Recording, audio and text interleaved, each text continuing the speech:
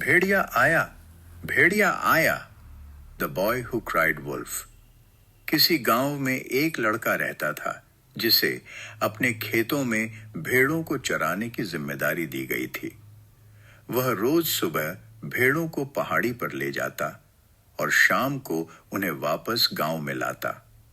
हालांकि लड़का बहुत शरारती था और अक्सर मजाक करने के नए नए तरीके सोचता रहता था। एक दिन वह बोर हो गया और गांव वालों को परेशान करने की योजना बनाई।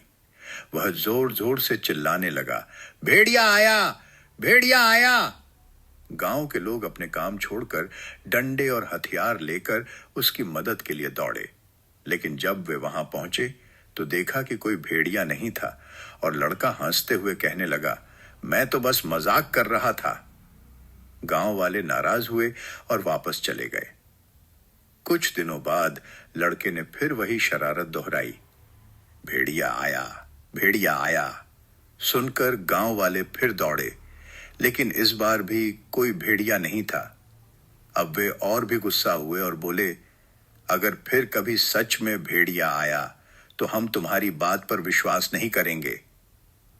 कुछ दिनों बाद सच में एक भेड़िया खेतों में आ गया। लड़का घबरा गया और जोर जोर से चिल्लाने लगा, भेड़िया आया, भेड़िया आया, सच में इस बार। लेकिन इस बार गांव वालों ने उसकी बात को झूठ समझा और कोई भी उसकी मदद के लिए नहीं आया। भेड़िया निडर होकर सारी भेड़ों को मारकर जंगल की ओर भाग गया।